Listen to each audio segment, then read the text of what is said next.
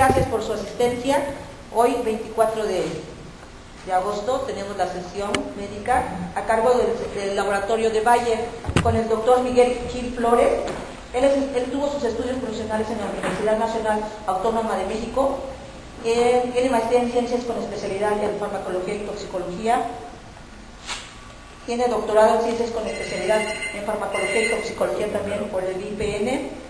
En la docencia está como profesor invitado de la IPN también, y con conferencias en múltiples congresos sobre temas en farmacología general, publicaciones sobresalientes en anticonceptivos y participación en el congreso sobre disfunción eréctil. Adelante, doctor, con la presentación que usted diga el tema. Muy buenas noches a todos. Bueno, como ya comentó la doctora, mi formación es de farmacólogo y toxicólogo. He hecho algo de investigación, sobre todo a nivel básico, como modelos animales, pero pues soy médico al igual que ustedes también. El tema que vamos a tratar hoy pues es muy interesante porque se ha dejado en gran parte de lado lo que es la salud masculina. En cuestiones hormonales tenemos mucha experiencia con la salud femenina, sobre todo por las investigaciones que se hicieron para las cuestiones de anticoncepción.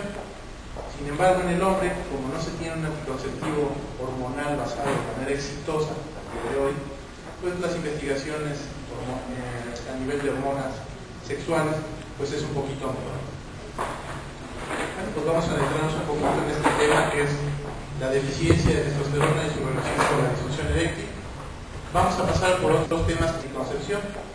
Sin embargo, en el hombre, como no se tiene un anticonceptivo hormonal basado de manera exitosa a día de hoy, pues las investigaciones a nivel de hormonas sexuales, pues es un poquito mejor. Bueno, pues vamos a adentrarnos un poquito en este tema, que es la deficiencia de testosterona y su relación con la disfunción eréctil. Vamos a pasar por otros temas que están muy relacionados para entender un poquito en el camino cómo es que se está interrelacionando estos dos problemas. Bueno, antes que nada, hoy en día sabemos que los hombres utilizan mucho menos los servicios de salud que las mujeres en general, y esto, bueno, lo pueden ver ustedes que predomina en todos los grupos etarios. Al día de hoy, pues sabemos que esto se debe más que nada por un proceso de idiosincrasia, donde el hombre se observa, pues precisamente de esta manera, como ustedes pueden ver. Pues generalmente tiende a ver las cosas mejor de lo que parecen, ¿verdad? A mí no me pasa nada, yo estoy muy bien, saludable, y pues aquí tenemos exactamente la situación contraria de los hombres. Y todo esto que nos va a llevar, bueno, a un síndrome, una entidad reconocida que es el síndrome metabólico, el cual ha ido poco a poco evolucionando. Al día de hoy tenemos 4 diferentes conceptos del síndrome metabólico, y de manera interesante, bueno, pues podemos ver que están compuestos por obesidad abdominal, resistencia a la insulina, diabetes, dislipidemia e hipertensión, que, bueno, son los componentes del síndrome metabólico, también denominados como los asesinos silenciosos, estas 4 variables. A través de los tiempos ha cambiado. En 1980 Reagan fue el primero que empezó a acuñar esta terminología, y hacía mucho hincapié que era la resistencia a la insulina el que provocaba este problema. Hoy en día, la última clasificación que se tiene fue acuñada alrededor, bueno, se publicó en el 2006, como ustedes pueden ver en esta revista, Diabetes Medicine, y es el consenso que se hizo precisamente de la Federación Internacional de Diabetes. Ven ustedes, el cual se reunió en Berlín en 2005. Esta es la última clasificación, y me parece muy interesante. ¿Por qué? Porque ya habla que de todas estas variables, la que más peso tiene es la obesidad central. ¿Por qué obesidad central? Porque es la que medimos a través de la cintura abdominal. No es la que comúnmente utilizamos, que recomienda la Organización Mundial de la Salud, que es la que se mide por índice de masa corporal, como ustedes recordarán. Esta se mide en centímetros a nivel de la cintura abdominal, y la considera por arriba de 94 centímetros. Va variando de tipo de raza en raza. Para el latino no se tienen estudios bien definidos. Lo que se hace es una extrapolación precisamente de las poblaciones asiáticas, definición del síndrome metabólico, porque si no existe la obesidad central medida por un aumento en centímetros, a pesar de que ustedes estén hablando de tipo de raza en raza, Para el latino no se tienen estudios bien definidos. Lo que se hace es una extrapolación precisamente de las poblaciones asiáticas, que es la que se mide definición del síndrome metabólico. Porque si no existe la obesidad central medida por un aumento en centímetros, a pesar de que ustedes tengan incremento de triglicéridos, reducción de colesterol HDL, incremento de la presión sanguínea, ya sea sistólica o diastólica, o incremento de la glucemia en ayunas, o ya una diabetes tipo 2 establecida, aunque tuvieran estos 4 componentes, si no existe obesidad central, según esta definición, el síndrome metabólico, la última, no tendrían síndrome metabólico. Y eso es muy importante porque en esta nueva definición lo que nos están diciendo es que de manera sine qua non, o sea, absolutamente debe existir obesidad central, porque si no existe, aunque tengan todo lo demás, no se configura. Y entonces, ya con obesidad central, si tienen 2 de estos, ya pueden ustedes configurar síndrome metabólico. Pero ¿por qué es tan importante la diferencia? Porque antes la obesidad era una más de las variables del síndrome metabólico. Hoy esta definición la considera como el más importante de los parámetros. Y vamos a ver por qué. Porque en las décadas pasadas todavía no teníamos suficiente información a nivel de medicina molecular, pero sí tenemos. Miren, para empezar vamos a ver un poco de estadística en México.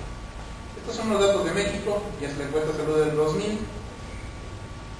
Ya tenemos la del 2010, pero todavía estamos checando los datos. Pero lo que quiero que vean que es muy importante es la distribución porcentual de la población de 20 años o más por grupo etario en hombres, cómo se comporta si ustedes miden la obesidad de 2 maneras distintas.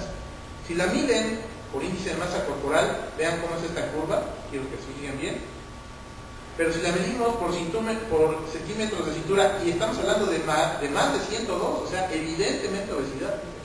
Vean cómo aumenta el porcentaje de hombres que tienen obesidad. Ahora, esto vamos a ver cómo se refleja en las enfermedades. Quiero que vean estas 3 gráficas. La obesidad abdominal, la que hablábamos precisamente de más de 102 centímetros, es esta curvita blanca.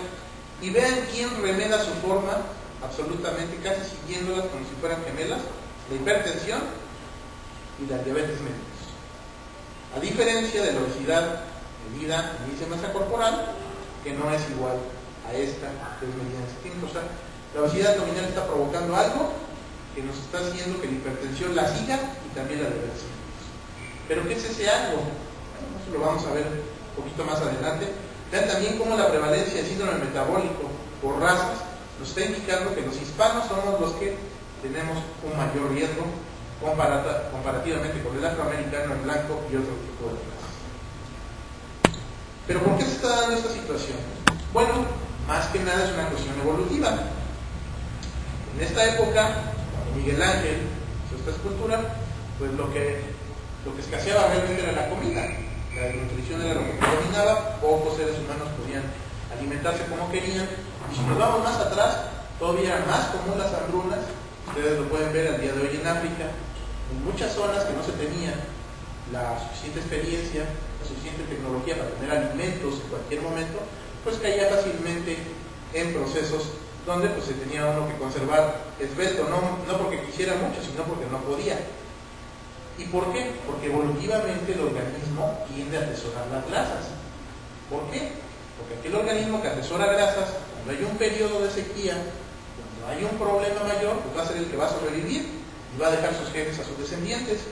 En cambio, los organismos delgados, en aquellos tiempos, cuando había un problema de sequía, cuando había un problema de falta de alimento, ¿qué pasaba? Morían y no dejaban a sus genes en la siguiente generación.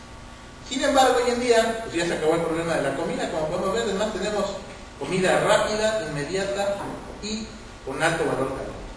Y esto ha ocasionado pues, el aumento significativo tanto del peso general como de la cintura abdominal. Vean ustedes, esta es una resonancia magnética donde se puede ver por medio de contrastes especiales y ciertos filtros la diferencia entre la grasa visceral y la subcutánea. Vean cómo son dos compartimentos bien definidos y los dos van a tener propiedades muy interesantes que comparten. Pero vamos un poquito a la testosterona, ahorita que hemos hablado de estos preliminares. Vean ustedes este estudio en hombres de 40 hasta 79 años de edad. Y aquí lo interesante es que los va dividiendo por índice de masa corporal. Miren, en verde tenemos el nivel de testosterona de los varones que están en peso normal por índice de masa corporal. Aquí no habían tomado en ese estudio en cuenta la cintura abdominal. Y exactamente de manera interesante son aquellos que tienen los niveles más altos de testosterona. Si pasamos al parámetro que considera la Organización Mundial de la Salud de 25 a 29 kilogramos sobre metro cuadrado en azul, que son los hombres con ya un aumento de peso, ya podemos considerar fuera de lo normal, o sea, sobrepeso, vean ustedes, ya la concentración de testosterona es menor.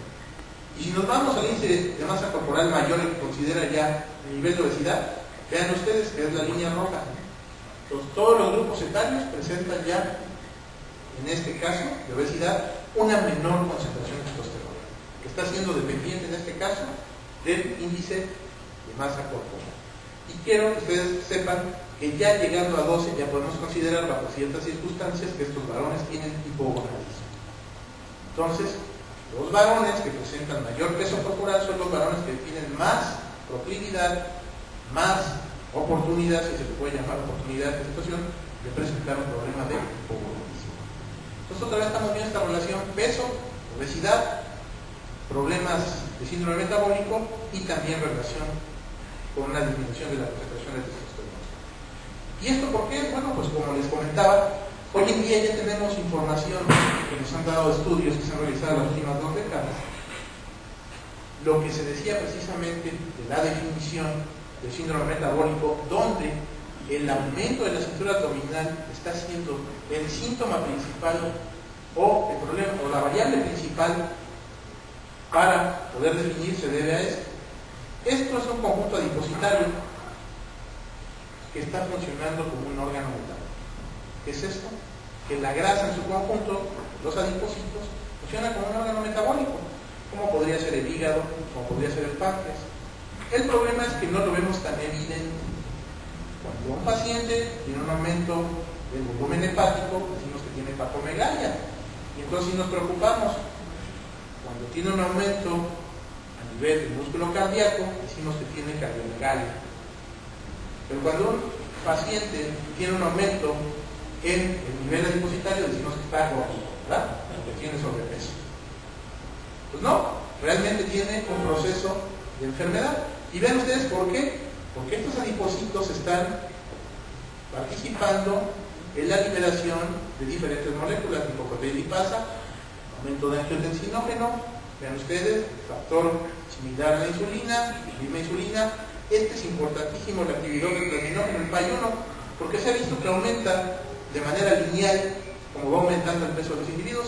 Ustedes han de saber, si no lo saben, ahorita se los menciono, que el PAI-1 está íntimamente relacionado con la trombosis, y por eso es que los estudios epidemiológicos nos han demostrado que la gente que tiene obesidad tiene mayor proclividad a presentar problemas trombóticos, porque está aumentando el PAI-1. También tenemos problemas de aterosclerosis ligados con estos problemas, y el problema más importante, que es la inflamación perpetua. O sea, entre más adipocitos hay más liberación de interleucina 6 y factores de necrosis tumoral alto, que nos tienen en un estado continuo de inflamación en toda la economía, que no lo podemos medir fácilmente con un inflamatómetro, pero sí sabemos que está ocurriendo y que esto a la larga lo que hace es que los procesos de oxidación, los procesos de degradación de los diferentes tejidos se aceleren, y el envejecimiento celular también se acelera. Muy importante, tenemos modelos animales donde de manera artificial aumentamos la interleucina 6 y el factor de necrosis tumoral alta, y observamos que en esos animales las células de Leydig empiezan a producir menos testosterona. Y cuando se produce menos testosterona, también se aumenta la cantidad de adipocitos. Entonces estamos en un círculo vicioso, ¿verdad? Entonces, aquí es donde empieza el problema de esta interrelación de testosterona con disfunción eréctil, con síndrome metabólico.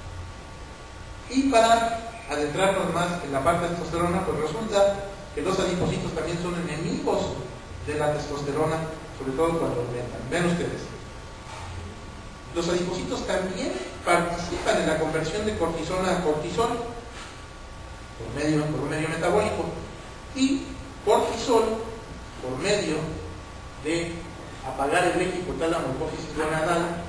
Cuando aumenta de manera significativa, disminuye la producción de testosterona al disminuir la liberación de la hormona leucotrienante y la folículo estimulante. De igual manera, los andrógenos también son muy hábiles para apagar precisamente a nivel hipofisiario la producción de LH y FSH en el varón, con lo que tenemos disminución de la producción de testosterona por parte de las células del hígado. Estas moléculas también hoy en día no sabe el mecanismo, pero se sabe que cuando aumenta su concentración disminuye la producción de testosterona. Y lo que había mencionado anteriormente, factor de necrosis tumoral alfa y interleucina 6, inhiben la producción a nivel de la célula de Leydig de testosterona. Entonces estamos viendo otra vez cómo el adipocito está participando de manera importante en la disminución de la producción de testosterona. Pero vámonos un poquito a las pruebas contundentes, ¿verdad? Al análisis que hay a nivel médico. Vean ustedes, por ejemplo, este es un ejemplo muy bonito de cómo el calentamiento global cada vez hace que las prendas femeninas sean menores, y en el 2010 pues ya no hay, ¿verdad? Vamos a pasar a esto.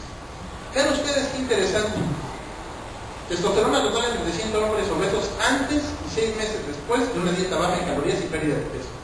Yo les mostraba que los varones que aumentan de peso son los que tienen menores concentraciones de testosterona. Pero ¿qué pasa si los ponemos a dieta? Pues de manera muy interesante, miren, tanto aquellos varones en azul que tenían índices de masa corporales menores a 35, o sea, ya obesidades mórbidas, como aquellos que todavía estaban peor, mayores a 35.1 índice de masa corporal, vean, a nivel basal, su concentración de testosterona, los dos estaban ya en un nivel bajo, mucho más bajo aquellos que ya tenían una obesidad grado 2, por lo menos, porque recuerden que después del 30 tenemos obesidad grado 1, después del 35 grado 2 y después del 40 grado 3.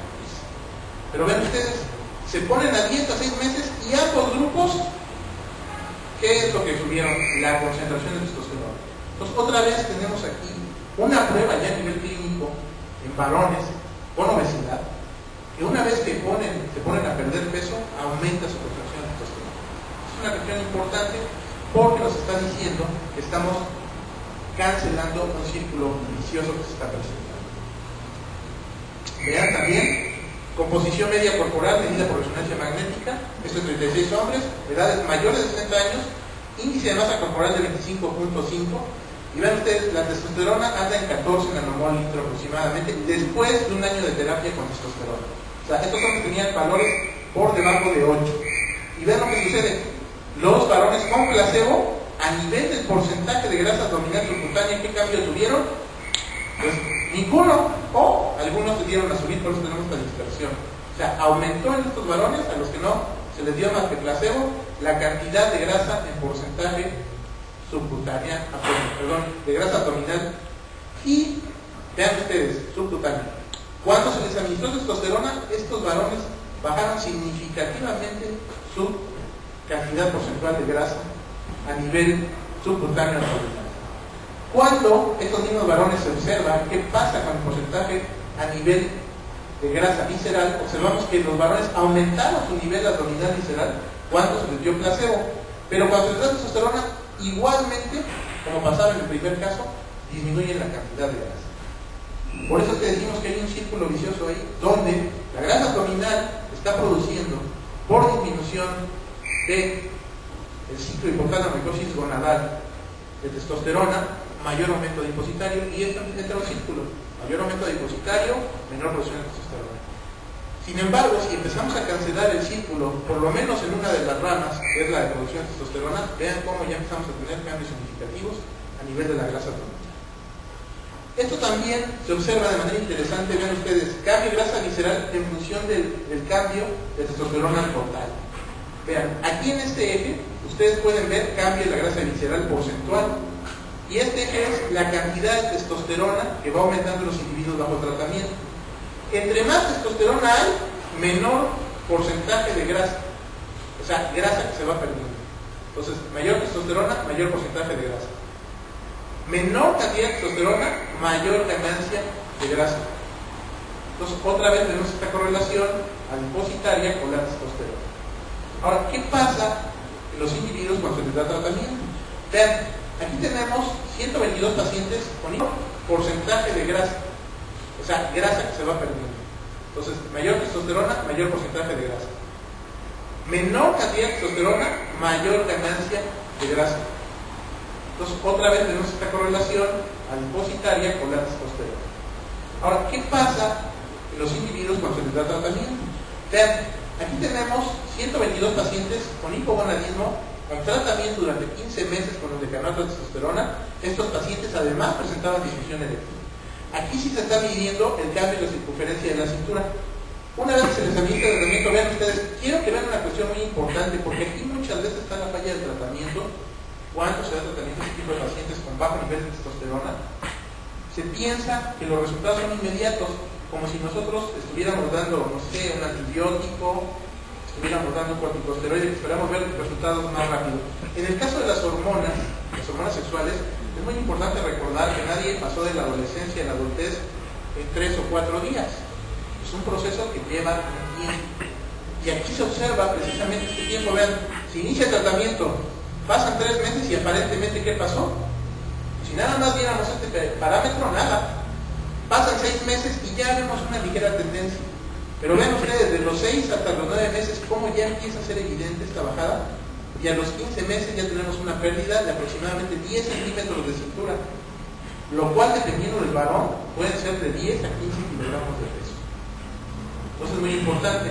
Sin embargo, sucede una cuestión interesante. Estos varones que van perdiendo centímetros de cintura, si ustedes los van pesando, resulta que su peso casi no cambia. O sea, si pesaba 80 kilogramos el individuo, cuando va aquí a los 12 meses que ustedes ya vieron que ya bajó bastante su cintura, lo vuelven a pesar y ¿cuánto creen que pesa? ¿Menos o más?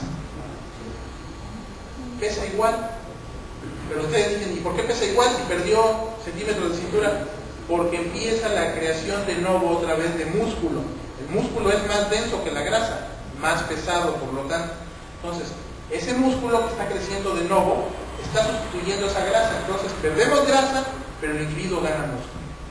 Y por eso es que el peso se mantiene, pero la obesidad abdominal disminuye. Entonces es muy importante, porque si nada más pesan a sus pacientes, se van a imaginar que el paciente no está teniendo una pérdida de grasa. Dicen, no, pues el paciente pesa lo mismo, ya llevo 15 meses dándole, bueno, darle la cintura desde el principio, porque es otro tipo de obesidad, la de la cintura abdominal. Es una obesidad metabólica y es importante. Vean, a nivel de lípidos, ¿qué está pasando? ¿Qué cambios hay cuando se administra testosterona? Y además, ¿por qué está relacionado? Vean ustedes, factores de riesgo de disfunción eréctil en 80 egipcios con una edad aproximada de 59.9 años. Aquí observaron que aquellos que tenían una función eréctil normal, pero que tenían triglicéridos altos, vean, solo era el 35% de los varones. Cuando este mismo grupo, vean, que se medía de 800 egipcios, se medía los que tenían disfunción eréctil y triglicéridos altos, aumentaba a un 64.7%, o sea, 3/4 partes casi, un 65% tenían disfunción eréctil ligada a triglicéridos altos. Y los triglicéridos altos pues, están íntimamente ligados con el síndrome metabólico, con la obesidad abdominal y con la disminución de producción de testosterona. Pero ven este otro estudio de Esposito. Aquí lo que se hace es que se maneja otra vez la obesidad y vean ustedes, se ve si hay mejoría o no en la función eréctil. Ahorita ya no estamos hablando nada más de testosterona, estamos hablando si la función eréctil mejora cuando hay una disminución del peso. Aquí lo que se utiliza es la relación entre cintura-cadera. Esta relación ya no es muy utilizada actualmente, sin embargo se tomaba en cuenta. En el pasado también era una forma de medir obesidad. Hoy es más activa, más correcta, pues, la utilización de los centímetros de la cintura abdominal. Y vean ustedes, aquí tenemos el grupo de control en amarillo, en este color amarillo, y el grupo de intervención. ¿Qué significa esto? La pérdida ponderal de peso flujo. Vean que es muy evidente en la barra de verde. Ahora vamos a ver la función eréctil del lado derecho. El grupo control que no bajó de peso, ¿cuánta mejoría tuvo en su función eréctil? 0.1 de mejoría. O sea, no tuvo ni un punto en el índice internacional de la función eréctil. El índice internacional de la función eréctil se mide por medio de un cuestionario que va de 0 hasta 30 puntos, siendo 30 puntos la calificación máxima. Una función eréctil normal debe ser de 26 a 30 puntos. Entonces, cualquier mejoría en puntos nos acerca más a la normalidad. Estos individuos no mejoraron ni un punto. Los individuos que bajaron por lo menos el 10% de su valor inicial durante 2 años obtuvieron una ganancia de 3 puntos, o sea, tuvieron una mejoría significativa, 0.008, en su función eréctil. Entonces, vemos que sí hay una relación entre el peso, la pérdida de peso y la mejoría de la función eréctil también en los individuos. Ahora, muy importante otra vez a nivel de lípidos. Esta investigación me gusta mucho, de Sally y colaboradores, que la pueden encontrar en el Journal of Neurology de 2008 precisamente. Vean, cuando se comparan 2 diferentes formas de administrar testosterona. Pero vean, lo que quiero que sea muy importante es esta cuestión. Este estudio tuvo que hacerse por lo menos durante 9 meses. En el pasado, aparentemente la testosterona no ocasionaba cambios importantes. Había muchas publicaciones, y ustedes ya pueden recordar en las escuelas de medicina, nos decían, no, es que la testosterona, aunque se administre a varones hipogonádicos, casi no hace cambios, sí, pero esos estudios se llevaron a cabo 1 mes, 2 meses, 3 meses, 4 meses, y los terminaban.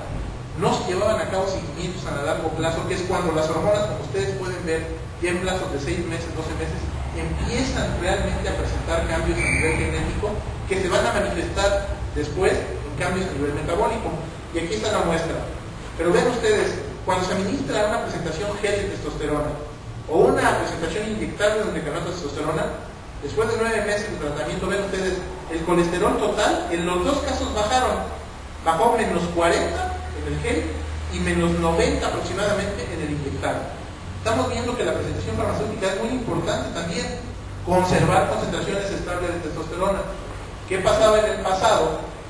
En los estudios anteriores se utilizaban presentaciones farmacéuticas que no mantenían concentraciones estables de testosterona, y ese fue un problema grave, porque los científicos aludían que la testosterona no estaba causando ningún efecto porque ya había pasado el momento en los individuos donde podía pasar.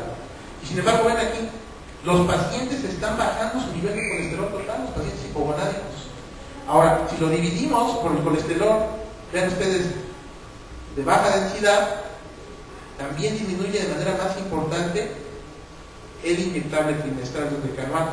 En los 2 disminuye, pero el otro disminuye más. Si nos vamos a triglicéridos, vean ustedes la bajada tan importante. Menos 80 para el caso del gel y menos 170 aproximadamente para el decanoato de testosterona. Y además obtiene un beneficio. El colesterol de alta densidad, el high density lipoprotein colesterol, vean ustedes cómo aumenta también en los 2 casos, pero al doble en el caso del inyectable.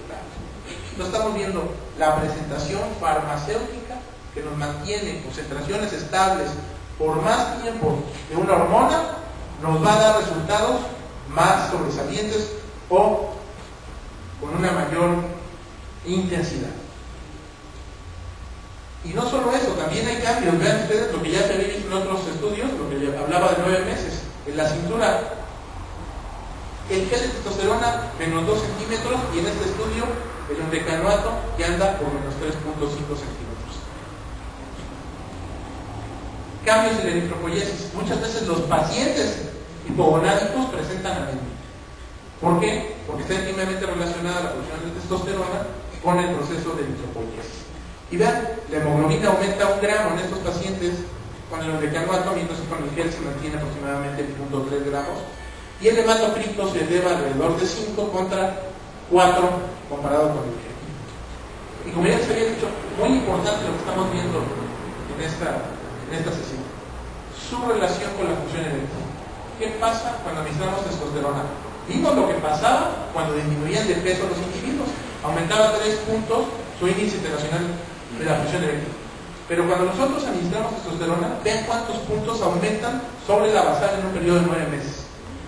Los individuos que tenían el gel aumentaron más 5 con el uso de testosterona en gel. Los individuos que usaban un inyectable aumentaban 11 puntos. O sea, cuando el individuo que tiene disfunción eréctil ligada a deficiencia de testosterona se le vuelve a administrar testosterona, recupera su función eréctil en la mayoría de los casos. En un 80-70% regresa a valores normales. Estamos hablando de una calificación de 26 a 30.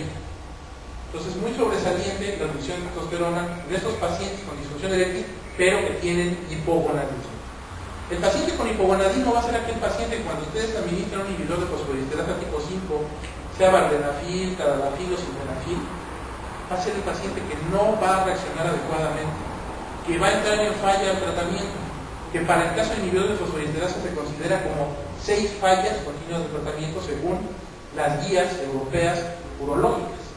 Entonces, estos pacientes que continuamente están fallando una y otra vez a nuestro tratamiento con inhibidor de fosfodiesterasa, muy probablemente son pacientes que tienen un nivel bajo de producción hormonal, el síndrome metabólico.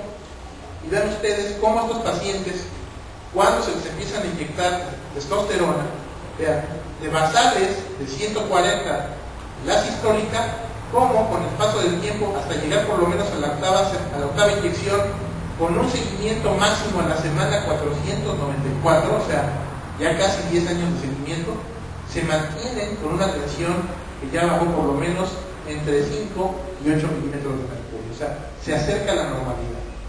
Para el caso de la presión diastólica, vean ustedes, sucede lo mismo. Después de la octava inyección y hasta el seguimiento de la semana 494, vean cómo de 90 está ya casi llegando el promedio a 280. Entonces también es muy importante la reducción en la presión arterial de estos individuos, que vuelve a regresar casi hasta parámetros normales, muchos de ellos. La resistencia a la insulina, el control glucémico, la diabetes mellitus tipo 2 en este tipo de pacientes. Vean, todos los pacientes con hipogonadismo, tanto aquellos con hipogonadismo que requieren que exista variables clínicas agregadas, que es el que es de menos de 12 nanomol mililitro, como aquel que es de diagnóstico del laboratorio, que es de menos 8 nanomol mililitro, son pacientes que tienden a tener diabetes mellitus tipo 2 de manera importante. Vean ustedes, los de menos de 12 nanomol, ya el 50% de los pacientes en todos los grupos etarios, en este estudio de CAPO, ya eran diabéticos. Y vean ustedes, cuando se ven los que tienen menos de 8, pues observamos que también se mantiene este proceso de diabetes de manera importante, que se debe tener en cuenta que está involucrado en las barras rojas, está adentro de este proceso amarillo. Vean, la resistencia a la insulina, que se mide precisamente en este modelo de OMA, la resistencia a la insulina resistente, se observa que entre mayor es la concentración de testosterona, vean ustedes, aquí vamos de 200, que es un nivel bastante bajo de testosterona en nanogramos sobre decilitro, hasta 600. Aquí vemos la resistencia a la insulina. Entre mayor es la resistencia a la insulina, menor es la cantidad de testosterona. Si nos vamos acercando a los valores más altos de testosterona, vean ustedes cómo va bajando de manera lineal la resistencia a la insulina. Entonces tenemos que estos pacientes tienden a presentarnos, sobre todo los que tienen hipogonadismo, más factiblemente diabetes mellitus. Y bueno, vamos a adentrarnos en la disfunción eréctil y la salud masculina. Y bueno, el problema aquí es que el varón pues considera su sexualidad como una parte importante de su vida, y si empieza a perderla, pues también empieza a perder de manera importante calidad de vida y el deseo mismo de vivir. Vean ustedes los principales síntomas atribuidos por los médicos sobre deficiencia de testosterona de manera espontánea. El principal síntoma que se menciona es la falta de líbido, bajo deseo sexual, disfunción eréctil, fatiga. Entonces estamos viendo que ya se observa aquí que realmente los médicos están identificando que lo primero que va a tener un paciente con hipogonadismo es pérdida de deseo sexual, que muchas veces lo está aduciendo a un aumento de la edad. Dice, bueno, yo ya estoy grande, eso seguramente ya se me pasó mi tiempo, y pues ya no me interesa tanto la cuestión sexual, cuando realmente puede ser un problema hormonal. Dentro de la fisiopatología de la disfunción eréctil a nivel vascular vamos a tener dos grandes áreas, los cambios estructurales y del otro lado los cambios funcionales. Y si estamos observando que la testosterona está involucrada en el síndrome metabólico, vamos a ver que la hipertensión, la dislipidemia y la diabetes nos van a dar o nos van a alterar ambos cambios. En el lado estructural, aterosclerosis, y en los cambios funcionales va a inhibir la alteración dependiente de la relajación del endotelio por óxido nítrico.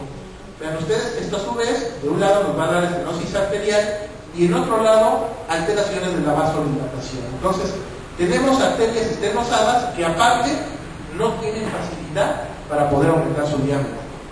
Y a nivel del músculo liso trabecular tenemos atrofia y relajación alterada. Entonces, de un lado vamos a tener una insuficiencia arterial, que es la suma de la estenosis arterial y la falta de vasodilatación, y por el otro lado, esto nos va a dar en suma estos dos una entrada disminuida de sangre de los cuerpos cavernosos. Y por el otro lado, la atrofia y la relajación alterada del músculo liso trabecular nos va a dar una salida aumentada. Entonces, entra poca sangre en los cuerpos cavernosos y la poca que entra sale muy fácil. Por ende, ¿qué tenemos? Pues tenemos una disfunción débil ligada a este fenómeno. Pero ahora nos vamos a acercar más a qué está pasando realmente a nivel de la testosterona, ahora a nivel peneal. ¿Por qué es tan importante la testosterona para el desarrollo del pene? La testosterona resulta en cambios estructurales en todos los componentes del tejido eréctil: fibras nerviosas, contenidas del músculo liso, tejido conjuntivo y el hipogénesis. Muchas veces me preguntan como médico, ¿por qué tantos experimentos en animales, doctor? ¿Por qué no en seres humanos? Digo, bueno, si usted se quiere ofrecer como voluntario para que le podamos cortar el pene y estudiarlo posteriormente y haberle hecho una arquitectomía bilateral, pues con gusto aceptaremos su solicitud. Entonces, por eso es que tenemos tan pocos individuos participando, porque estos animales pues, tienen que cooperar muchas veces con sus tejidos. Entonces, por eso es que los experimentos en animales son los que más se llevan a cabo. Y para muestra, bueno, tenemos este experimento que es muy interesante.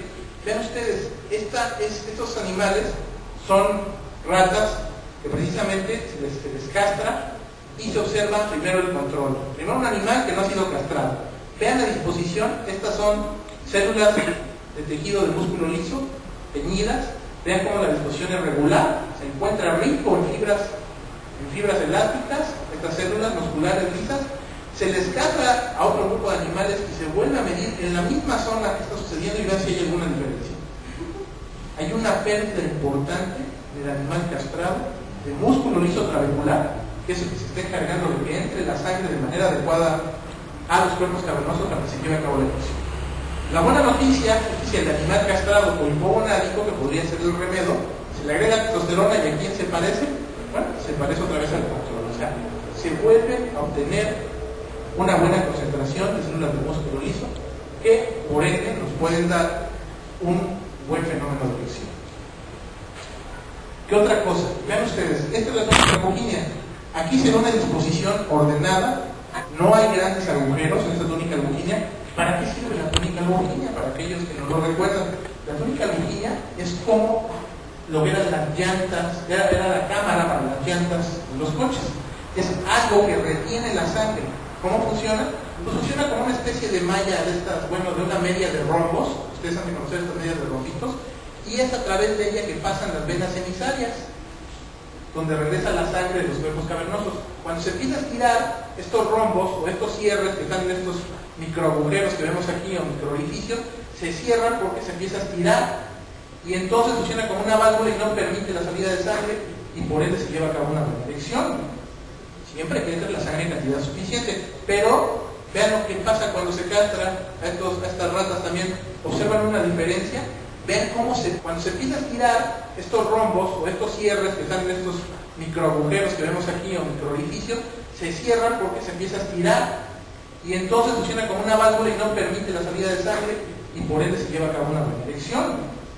Siempre que entre la sangre en cantidad suficiente. Pero vean lo que pasa cuando se castra a estas ratas también. Observan una diferencia. Vean cómo se pierde la uniformidad de la túnica albuginea a nivel estructural y cómo se forman estos grandes agujeros.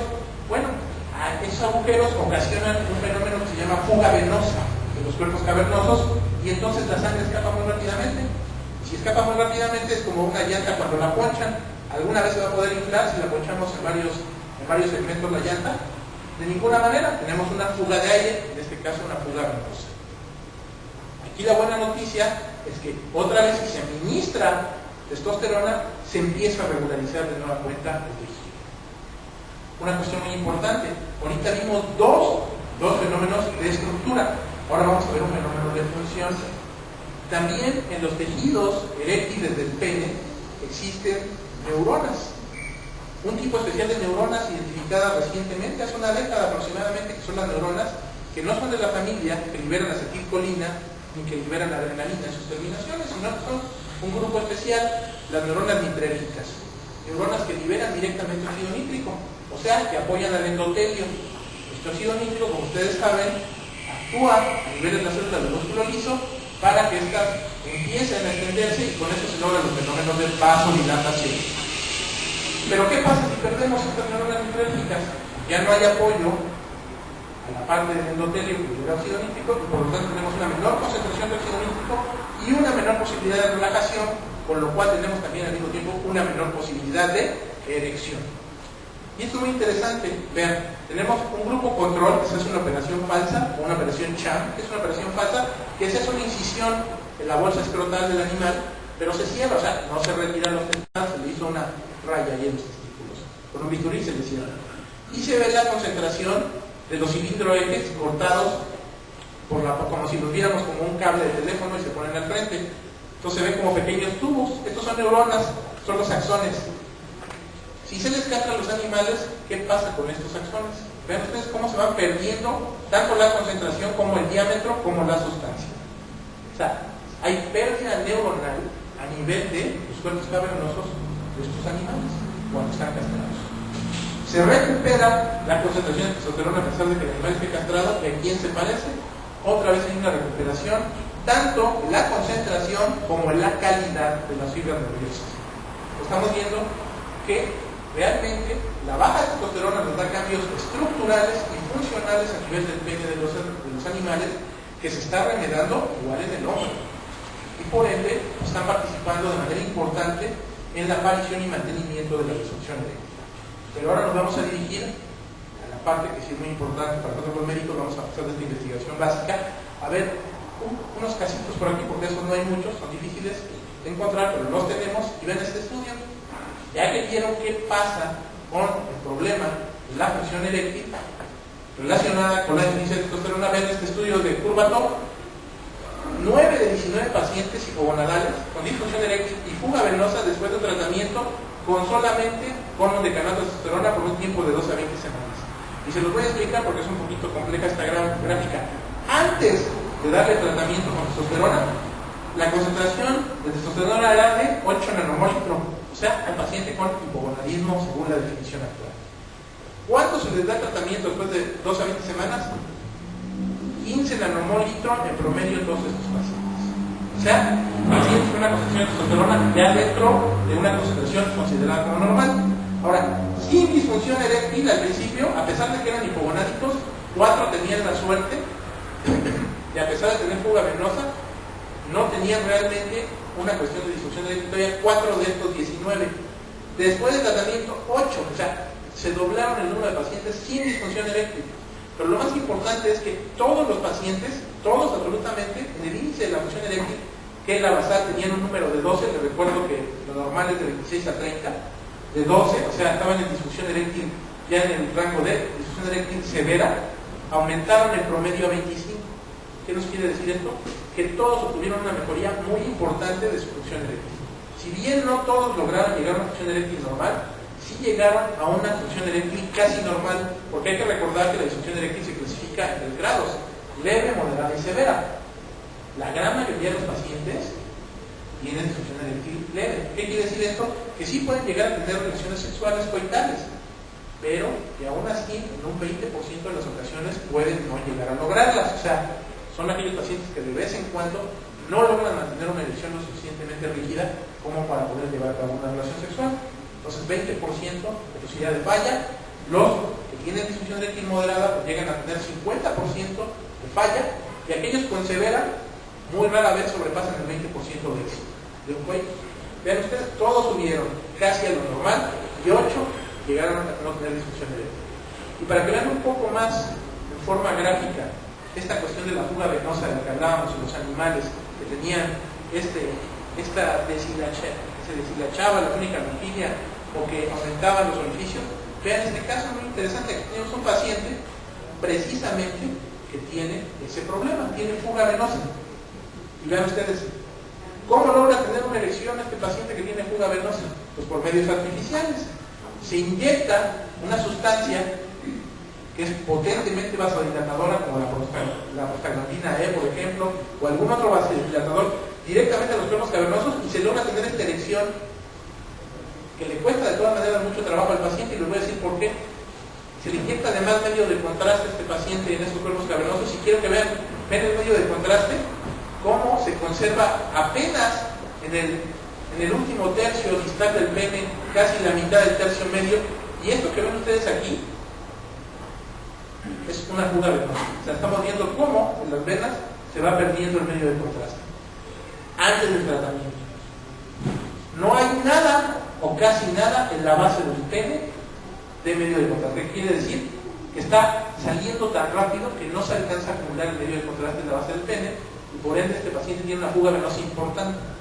Se le administra a este hombre, después de 21 semanas de tratamiento con decanoato de testosterona, otra vez el medio de contraste, y ven la diferencia ahora. Vean ustedes cómo ahora toda la longitud del pene hasta la base, que aquí no se daba, se ve llena de medio de contraste. ¿Qué quiere decir esto? Que ya el paciente no viene cerca a lo normal. ¿Por qué? Porque hubo una mejoría tanto en la entrada de sangre como en la retención, evitando la salida, para evitar esta fuga venosa. Y todo mediante un tratamiento con testosterona exógena. Ahora, para lograr esto, que ya vimos que sí está dando resultados, que sí funciona, tanto a nivel metabólico como a nivel de la función eréctil, pues tenemos que saber cómo vamos a administrar la testosterona. Pues debe haber alguna guía. Exactamente, hay ciertas guías para saber cómo administrar la testosterona. Primero que nada, hemos visto que bajos niveles de testosterona están asociados con un amplio rango de síntomas físicos, psicológicos y sexuales.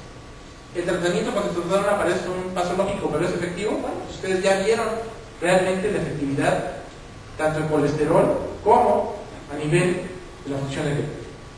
Y vamos a ver estos efectos, bueno, más que nada las guías de la terapia de testosterona. Guías de tratamiento, bueno, como ustedes pueden ver, ya hace algunos años, precisamente también entre 2005 y 2006, se unieron 4 asociaciones internacionales, tanto la Asociación Internacional para el Estudio de la Andrología, la Asociación Internacional para el Estudio del Hombre Mayor, la Asociación Europea de Urología y la Asociación Americana de Andrología se unieron para tener unas guías, porque cada quien administraba la testosterona como se le daba su gana. Entonces, una vez que se unieron estas cuatro asociaciones internacionales, se tuvieron unas guías que lo que nos dicen actualmente es que durante el tratamiento, con suplementación o reemplazo de testosterona, debe procurarse la mejoría de síntomas y signos asociados con la deficiencia de testosterona. Ese es el primordial objetivo de administrar testosterona, porque hay otros que creen que el primordial objetivo es parecerse a Arnold Schwarzenegger, pero no es así. El primordial objetivo para nosotros los médicos es este. Existe un acuerdo general actualmente que un nivel de testosterona total menor a 2 nanomol, más sintomatología, se debe tratar con testosterona. ¿Por qué? Porque hay dos grupos, hay dos niveles de corte. Menos de 12 nanomol intro, o, si lo quieren ver con estas otras unidades, 350 nanogramos sobre decilitro, menos de eso, y si el paciente tiene síntomas, se beneficiaría con el tratamiento con testosterona. O sea, es un diagnóstico que tiene que ser tanto de laboratorio como clínico. Y aquellos pacientes con testosterona inferior a 8 nanomol o 260 nanogramos sobre decilitro, absolutamente se benefician con el tratamiento de testosterona. Esos pacientes ya no es diagnóstico de laboratorio clínico, ya es un diagnóstico puro de laboratorio. Alguien que tiene menos de 8 nanomoles es absolutamente un paciente con hipogondrianismo, un tratamiento con testosterona. O sea, es un diagnóstico que tiene que ser tanto de laboratorio como clínico. Y aquellos pacientes con testosterona inferior a 8 nanomol o 260 nanogramos sobre decilitro, absolutamente se benefician con el tratamiento de testosterona. Esos pacientes ya no es diagnóstico de laboratorio clínico, ya es un diagnóstico puro de laboratorio. Alguien que tiene menos de 8 nanomoles es absolutamente un paciente con hipogondrianismo. Durante el tratamiento, como ya dijimos, se debe procurar la mejoría de los síntomas y los signos asociados con la deficiencia de testosterona. ¿Qué presentaciones hay actualmente o cuáles recomiendan los especialistas? Bueno, tenemos 5 niveles o 5 tipos. Tenemos el enantato ciclonato de testosterona administrado intramuscularmente cada semana, o 150 o 200 miligramos administrado cada 2 semanas. 5 a 10 gramos de gel de testosterona al 1% aplicado todos los días a nivel tópico. Tabletas de un decanoato de testosterona 40 miligramos 3 veces al día, e inyecciones de un decanoato de 1000 miligramos de testosterona de una sola aplicación trimestral. La pregunta es, ¿cuáles son las ventajas y desventajas? Bueno, como yo les mencioné, entre más tiempo se mantenga el nivel de testosterona en un nivel sin variación, los individuos van a presentar mejores resultados, como los estudios que les mostré. Cuando les comparo gel contra una inyección trimestral, siempre la inyección trimestral va a tener un predominio de mejores resultados. ¿Por qué? Porque mantiene durante más tiempo la concentración de testosterona. No quiere decir que el gel sea malo, quiere decir que la inyección tiene mejores resultados. Y aquí podemos ver una tabla comparativa de las ventajas y desventajas de cada una de las presentaciones entre mejores resultados, como los estudios que les mostré. Cuando les comparo gel contra una inyección trimestral, siempre la inyección trimestral va a tener un predominio de mejores resultados. ¿Por qué? Porque mantiene durante más tiempo la concentración de testosterona. No quiere decir que el gel sea malo, quiere decir que la inyección tiene mejores resultados. Y aquí podemos ver una tabla comparativa de las ventajas y desventajas de cada una de las presentaciones a nivel farmacológico. Vean, los orales y los bicarbonato de testosterona, la gran ventaja es que sin dolor, ¿no? Una tableta no te la inyectas. Fácil administración, sin embargo el precio aumenta ya cuando uno suma los meses de tratamiento contra las otras presentaciones. Es difícil de seguir y tiene menores efectos positivos. ¿Por qué? Porque el paciente, si se equivoca, si no se toma la tableta, tiende a hacer mucho de tomarse dos, y a ella no le sirvió porque tiene un pico muy alto y dejó pasar un valle sin testosterona, entonces no mantuvo una concentración de testosterona de manera similar a lo normal. Hay las tópicas, son mejores que las orales, sin dolor, fácil de administración, una sola aplicación al día, no son de 3. También el precio es el siguiente en elevado, no es tan elevado como los orales, pero sí sigue siendo elevado contra los inyectables. Tiene la posibilidad de desventaja de transferir, difícil de seguir, menores efectos positivos que los inyectables. Luego seguimos con los inyectables como el enantato y cipionato de testosterona, con periodos de 2 semanas hasta 3 semanas en algunos casos. Son más económicas, mejores efectos que el gel, pero pueden presentar picos suprafisiológicos. ¿Qué es esto? Que muchos de ellos llegan a alcanzar 90 nanomolitro de testosterona cuando el rango superior no debe sobrepasar de preferencia 35 nanomol, porque es lo normal más o menos. O sea, los jóvenes, que es el rango que se toma, jóvenes de aproximadamente 18 a 20 años, ¿cuáles son sus estándares o su intervalo? Va de 12 en el nivel más bajo hasta 35 en el nivel más alto. Las inyecciones tienen el pequeño problema que, pues sí, de repente dan un pico muy alto y de repente hacen un pico muy bajo o un valle. Mayor posibilidad de lesión porque se aplican más seguido que algunas otras inyecciones, como las de 3 meses, en el sitio de aplicación. Los inyectables trimestrales, los bicarbonato de testosterona, periodos de 3 meses, 4 aplicaciones al año, económicas comparadas con esto, o sea, nada es barato, pero son más económicas que otras administraciones. Los mejores efectos porque es más suave la curva. La curva de esta inyección, a diferencia del cipionato, no sobrepasa los 35 nanomolitros. Hace una pequeña curva al principio como una joroba de camello y luego empieza a bajar lentamente. La joroba no sobrepasa los 35 nanomol, en cambio estas hacen un pico. Los mejores efectos sin picos supra o infrafisiológicos, y la desventaja, pues en todo caso serían los periodos prolongados de exposición a testosterona y dolor en el sitio de aplicación. Claro que esta es, bueno, muy extraña el periodo prolongado de exposición a testosterona, porque actualmente, porque yo quiero creer que la gran mayoría de nosotros estamos sentados aquí, por lo menos los varones, tienen periodos prolongados de exposición a la testosterona en niveles normales. Entonces, pues no lo veo realmente como una desventaja. Bueno, ¿y qué tenemos que hacer? La disfunción sexual, la disfunción eréctil, pues es una oportunidad de intervención durante la enfermedad. Muchas veces el paciente, antes de darse una idea de que tiene algún problema a nivel metabólico, un problema de disminución de testosterona, pues lo primero que observa es que tiene disfunción eréctil o pérdida de la libido. Como sabemos los médicos, y como hemos visto, pues siempre tenemos que empezar con esta parte, ¿no? La parte que no nos gusta ni a nosotros los médicos, pero que hay que hacerla. Estilo de vida pobre, falta de ejercicio, sobrealimentación, tabaquismo, estrés, exceso de trabajo, pues combatir esta primera parte. Si no podemos con eso, pues lo que va a aparecer, y es como ya llegan los pacientes, tenemos un síntoma sexual, disfunción eréctil, libido baja, testosterona baja, lo cual nos puede llevar posteriormente o de manera concomitante a un síndrome metabólico, con obesidad central, hipertensión, hiperlipidemia, diabetes, resistencia a la insulina o hipogonadismo, que ya está ligado a la testosterona baja, y esto a su vez al paso del tiempo nos puede dar un evento cardiovascular mayor, ¿verdad? Un infarto agudo del miocardio, una embolia, un accidente cerebrovascular. Lo que les quiero agregar a esto es que actualmente el Colegio de Cardiología de los Estados Unidos nos está diciendo que los eventos de disfunción eréctil, como ya hemos visto que están ligados al síndrome metabólico y a la baja testosterona, los eventos donde ya se presenta disfunción eréctil, estadísticamente nos dicen que ese tipo de pacientes pueden presentar un evento cardiovascular mayor en un periodo de 3 a 5 años contra la población masculina que no presenta disfunción eréctil. Entonces, es un síntoma centinela del paciente que nos está avisando con 3 a 5 años de anticipación que puede aumentar significativamente su riesgo de tener un problema cardiovascular mayor. Por eso no hay que tomar tan a la ligera la disfunción eréctil, y no tomarlo como un síntoma más del paciente que solo incide en su calidad de vida, cuando realmente nos está avisando, en la gran mayoría de los casos, entonces es un síntoma centinela del paciente que nos está avisando con 3 a 5 años de anticipación que puede aumentar significativamente su riesgo de tener un problema cardiovascular mayor. Por eso no hay que tomar tan a la ligera la disfunción eréctil, y no tomarlo como un síntoma más del paciente que solo incide en su calidad de vida, cuando realmente nos está avisando, en la gran mayoría de los casos, en el 80% de los casos, que tenemos un problema metabólico y vascular que está integrado en ese problema. Entonces, ¿qué tenemos que hacer? Como ya dijimos, primera intervención. Esto es siempre primero, siempre las medidas higiénico-dietéticas. Si no son suficientes, o si además se tiene que llegar a algo más, pues intervención en cambio de estilo de vida, pero más testosterona, en el caso de que tengamos testosterona baja. Muy importante esto, y voy a hacer hincapié porque luego no se entiende. La testosterona es para los pacientes que tienen bajo nivel de testosterona, no es para todos. Si yo tengo un diabético que tiene un nivel de testosterona normal, yo le agrego más testosterona, no voy a ver ningún cambio significativo realmente, siempre y cuando estén niveles normales.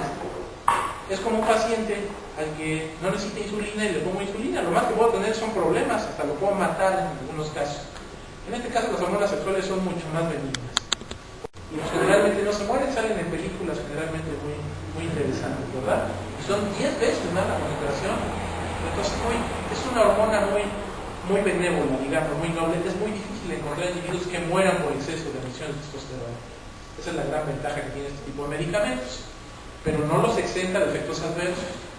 Por eso, solo en aquellos pacientes que se configura el diagnóstico de hipogonadismo, niveles de menos de 12 nanomol litro o 350 nanogramos sobre decilitro, más síntomas, es un paciente que puede beneficiarse del tratamiento. Y si nos vamos más abajo, por supuesto que se puede beneficiar. Pacientes que andan por arriba de esos límites generalmente no se benefician, o en todo caso, a lo mejor necesitamos una vista más especializada. Hay un área gris que yo le llamo que se encuentra entre los 12 y 15 nanomolitros. ¿Por qué? Porque resulta que si ustedes ven, algunos individuos en su juventud manejaban 35 nanomolitros. Para llegar a 15 tuvieron que perder 20, más de la mitad. Entonces, son individuos que tal vez tengan síntomas primarios de hipogonadismo.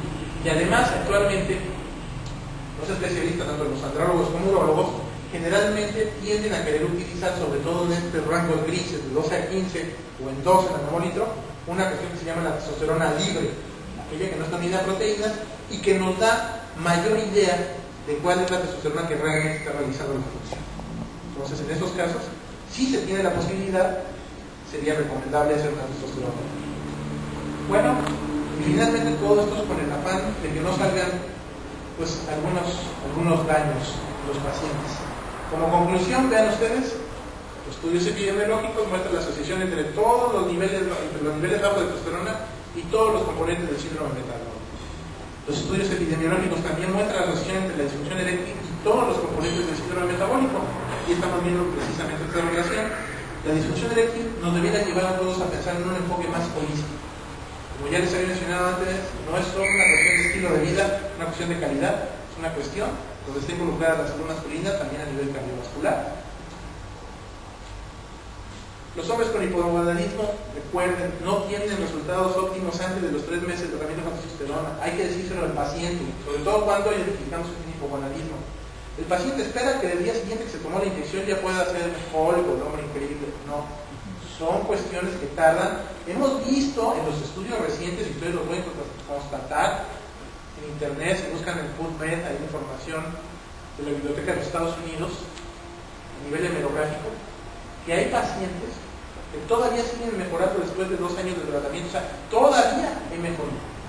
La mejoría importante empieza alrededor de los 6 meses. Lo primero que se observa en estos pacientes, y eso sí se puede ver en los primeros 2-3 meses, es que el libido empieza otra vez.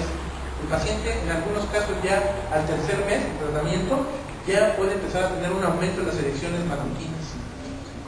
Y eso es muy importante, porque las había perdido, ya se las había olvidado que las tenía.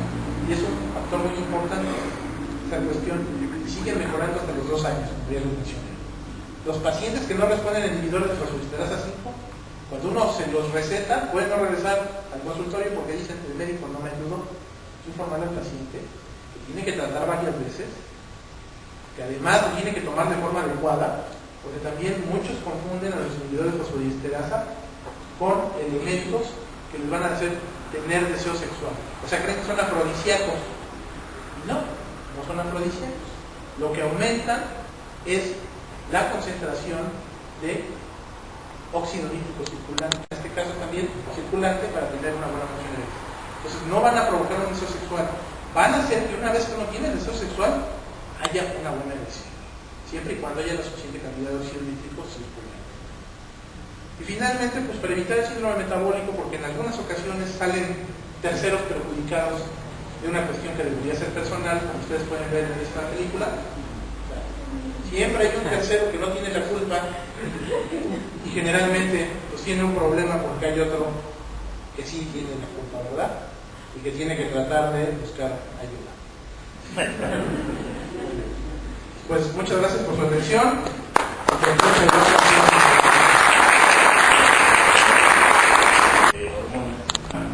Que no haya algún tumor dependiente de testosterona. Bueno, primero que nada, hay contraindicaciones de la testosterona. Aquí hablamos más que nada sobre relación con la disfunción eréctil y con el síndrome metabólico para entender esto. Tengo otras pláticas, pero es una muy buena pregunta. Está absolutamente contraindicado con 3 tipos de tumores que son dependientes de testosterona. Primero que nada, cáncer de próstata. Segundo, carcinoma prostático. Carcinoma hepático. Tercero, cáncer de mama en el hombre, porque también esos 3 tipos de tumores son una contraindicación absoluta para administrar testosterona. O sea, tendríamos que pedir unos marcadores tumorales o... De preferencia, si no, pero recuerden que debe haber una sospecha. Porque si no le sacaríamos los marcadores tumorales a todo el mundo, ¿no? Porque tendríamos que evitar su crecimiento. Si está ahí, y hay la posibilidad de que exista. Un paciente que lo vaya a necesitar. Sí, hay que mandar marcadores tumorales. El que se recomienda, las guías, es sacar, exacto, antígeno. Si el antígeno prostático se encuentra elevado sobre el nivel normal, hay que ser más acuciosos en la exploración para ver si el antígeno prostático realmente está reflejando la presencia de un tumor, porque recuerden que no todos los segmentos del antígeno prostático son presencia de un tumor a nivel de próstata necesariamente. La actividad sexual, por eso hay que decirle al paciente que no tenga actividad sexual por lo menos 48 horas antes de la toma, las infecciones, la osteoartritis crónica, todo ese tipo de actividades nos van a dar relación al antígeno prostático. Pero si hay relación, primero hay que descartar, como usted bien dice, doctor, un tumor para poder administrar con toda confianza testosterona. Hay una contraindicación relativa que no es un tumor en la próstata, la hiperplasia prostática benigna. Es un crecimiento prostático que no tiene todavía características de malignidad. En esos casos sí se puede administrar testosterona, es muy importante, porque también en esos casos pueden haber un aumento de los prostáticos, pero no es una contraindicación. Solamente se tiene que tener las indicaciones que siempre se le dice a este tipo de pacientes, que si presentan una retención urinaria aguda, acudan inmediatamente al médico. Pero lo interesante de este caso está por comunicarse, porque nos lo mostraron unos especialistas precisamente en el último congreso de andrología que tuvo en los Estados Unidos, que los pacientes con 2 años de seguimiento, aún con hiperplasia prostática, disminuyen sus síntomas urinarios. O sea, mejoran. ¿Por qué? Porque está aumentando la concentración de óxido nítrico, tanto a nivel endotelial como a nivel urotelial. Y está involucrada la relajación precisamente del ciclo para facilitar el paso de orina. Entonces, pacientes con hiperplasia prostática, sin presencia de cáncer prostático, se les puede administrar perfectamente eso. Y paciente que está con finasterida, por ejemplo, por hiperplasia prostática benigna, y está bajo en su nivel de testosterona, ¿podemos aplicarlo sin ningún problema? Bueno, hay que recordar que la finasterida es un inhibidor de las 5-alfa reductasa. Lo que está haciendo es impedir la conversión de testosterona a su metabolito activo, que es una potente, que es la hidroxitestosterona. En ese caso, ahí sí, habría que hacer un seguimiento con cuidado. Si estamos aplicando finasterida para que haya una disminución de la hiperplasia prostática. Podemos empezar, mi recomendación sería con un tipo de testosterona que no fuera de larga evolución, o sea, que no fuera de depósito, para empezar a ver cómo va el paciente. Porque hay muchos pacientes que reaccionan con otra vez con un aumento. No es la testosterona en sí la que aumenta la glándula prostática, recuerden, es el metabolito activo, en este caso, la hidróxido de testosterona, que es bien de este transporte. En este caso hay que tomarlo con mucho cuidado, si se puede hacer, testosteronas que no son de depósito, no de inicio. ¿Okay? Versos, bueno, generalmente puede ser molestia en el sitio de aplicación, si es el caso de los inyectables, tanto el de 2 o 3 semanas como el de 3 meses. Puede ser como efecto adverso también, en algunos casos, dolor testicular, rash, eritema. Recuerden que los efectos adversos de los que estoy hablando son raros, o sea, ocurren en menos del 1% de los pacientes.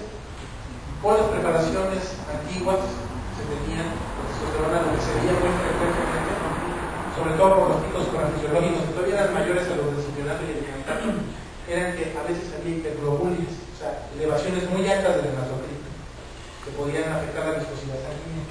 Actualmente es raro ver ese efecto adverso, pero sí se llega a ver, pero es menos del 0.01% de los pacientes, creo que se dan cuenta.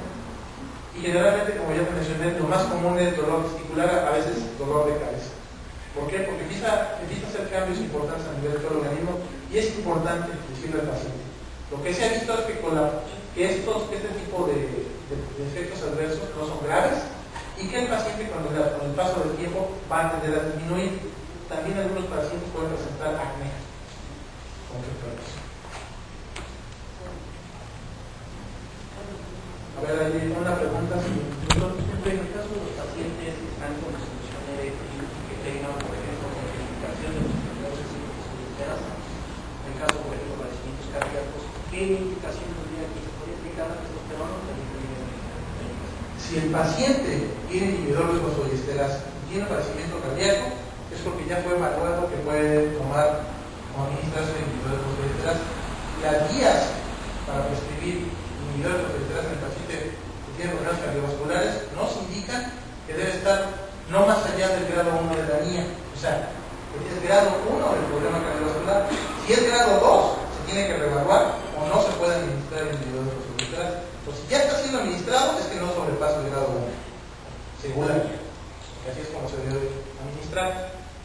Si no sobrepasa el grado 1, no hay ninguna contraindicación en ese tipo de pacientes para poder administrarle conjuntamente testosterona exógena de cualquier tipo.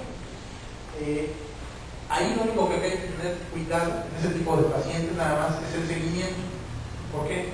Porque este tipo de pacientes, en un inicio, algunos se han visto que tienen ser un poco más proclives a presentar arritmias que van desapareciendo también con el paso del tiempo, pero no hay contraindicación en el paciente con ese grado de arritmia. Es más, mucho mejor sensiblemente.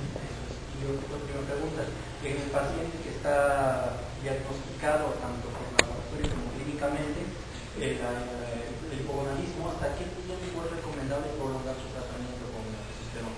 Pues más o menos el mismo tiempo que un diabético insulino dependiente se le administra insulina, más o menos. O sea, lo recomendable sería toda la vida hasta que aparezca cualquier contraindicación, como la que ya hablamos, algún tumor. A veces nos estancamos un poquito lo que dicen. No, pues es que podemos desencadenar, si nosotros administramos testosterona, un tumor de próstata o un carcinoma hepático. Ese sería un peligro muy grave. ¿Y por qué no se hace una orquiectomía profiláctica entonces a los varones? Así ya no les daría. No, mentira. Los estudios recientes nos han demostrado que varones hipogonádicos tienden a presentar más cánceres que los varones eugonadales. Son cánceres de próstata que no son dependientes hormonales y además son refractarios al tratamiento clásico, porque el tratamiento clásico precisamente inhibe esta unión entre los receptores de testosterona y la testosterona en sí misma. Entonces son pacientes que presentan cánceres muy agresivos. Al día de hoy hay varios estudios corriéndose donde aún pacientes con cánceres, claro, son estudios, todavía no hay conclusiones finales, se les da una cosa que se llama terapia alternada. Se les da inhibidores de testosterona, algunas veces quimioterapia, y luego se les vuelve a administrar testosterona a pesar de que tienen cáncer de próstata, de origen prostático y además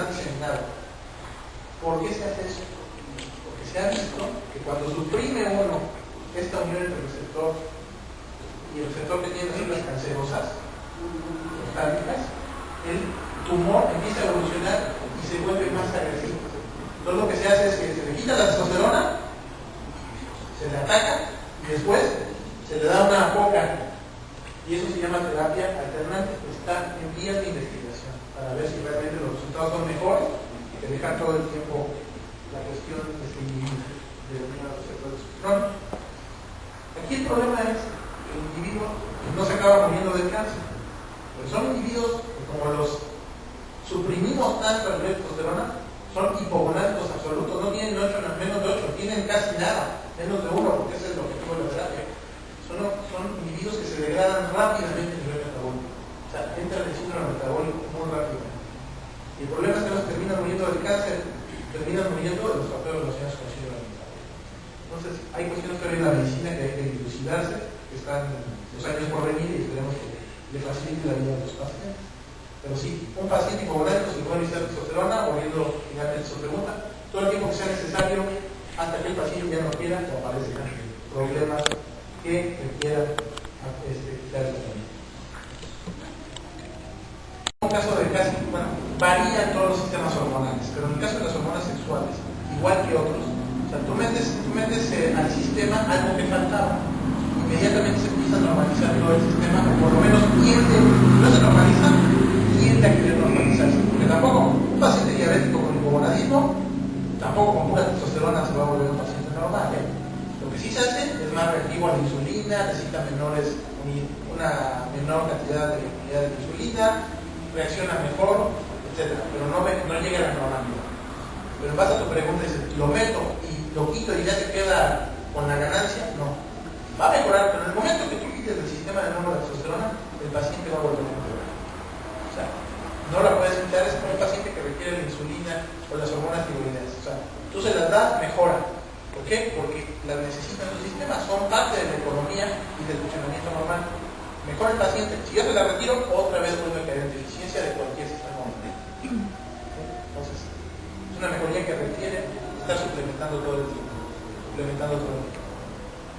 muchas veces les digo a los pacientes que es como cepillarse los dientes. ¿Usted cuánto quiere que dure la mejoría de este producto? ¿Qué pasa? Porque tiene que dar siempre, porque queda suscribido. No, sí, de la parte sobre todo donde tenemos las hormonas gonadotrópicas, como son el LH y TSH, va a quedar suprimido. Pero ¿qué sucede? Esos pacientes de por sí, varios de los pacientes hipogonádicos caen en ese apartado, de que tienen de por sí ya suprimido el eje, ¿okay? Que tenemos un hipogonadismo secundario, donde ya no se está produciendo de todas maneras el LH y el TSH. Y si es uno primario, pues de todas maneras, aunque el eje, ahí lo que vamos a tener es una hiperproducción de gonadotropinas. Tenemos niveles muy elevados de LH y TSH que no nos están ayudando en nada. Pero realmente, pues aunque le haga cualquier cosa al eje, la testosterona que estamos suplementando exógenamente, no va a repercutir de manera anómala en el organismo. Todo lo que nos está haciendo de manera, digamos, favorable la testosterona va a permanecer mientras le estemos dando, y lo que le haga al eje no nos va a afectar, por lo menos de la parte de las hormonas sexuales. Recuerden que en el eje hay otras hormonas participando, pero van por otras vías. La CTH va por otras vías. Agradecemos al doctor Miguel Gil Flores por su brillante presentación, le damos un reconocimiento por parte de la sociedad médica. También agradecemos al Laboratorio Bayer por su apoyo hacia la sociedad. Gracias. Muchas gracias.